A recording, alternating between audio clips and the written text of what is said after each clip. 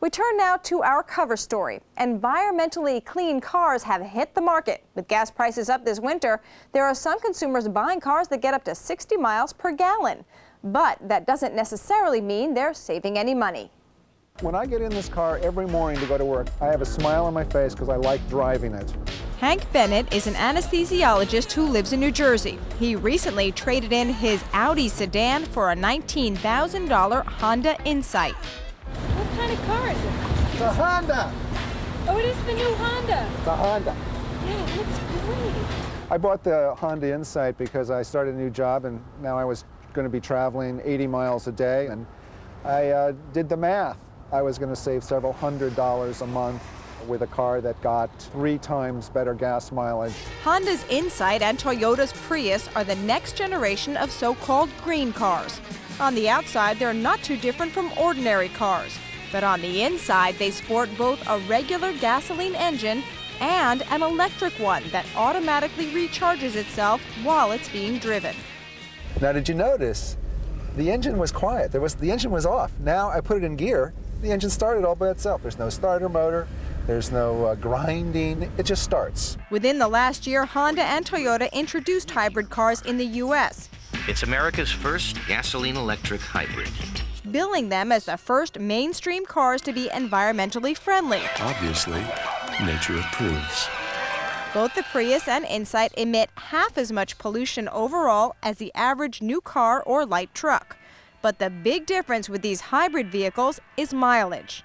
My miles per gallon lifetime, if I can just check right now, is 64.3. Still, not everybody shares Hank's excitement about the Insight. When Consumer Reports reviewed the car along with Toyota's Prius in their December article on cars that conserve gas, the Insight came up short.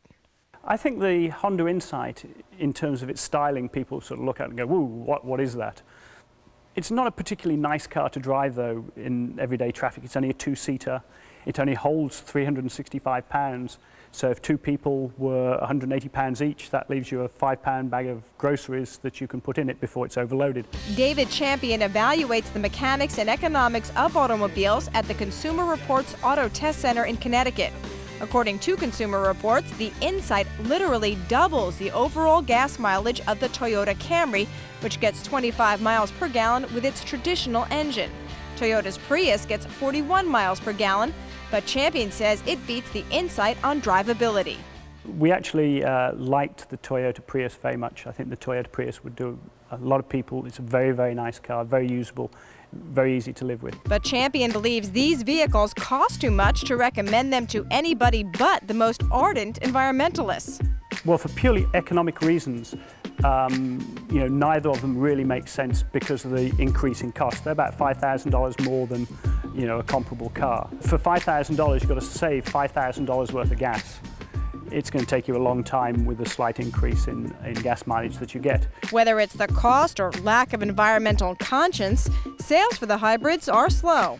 Unfortunately, it is a very small market that's buying this car right now, and until the word gets out that these cars are out there, I think it's going to be a slow, it's going to be slow growth right now. So, for the Prius, sales holdups start on Toyota's assembly line.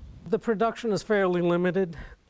They're being a little cautious about it to see how many people are really interested in this once the first flush is over, and also the battery production is a little bit of a bottleneck. It's a new battery technology, and they've got to ramp up production on that. Even though hybrid vehicles are not making much of an impact with auto buyers just yet, Toyota and Honda are both betting big that getting first to market with their green cars will win loyal customers down the road. I'm quite happy to have bought the car I did. I've done it not for ideological purposes, but because I wanted value, and I thought the value was right.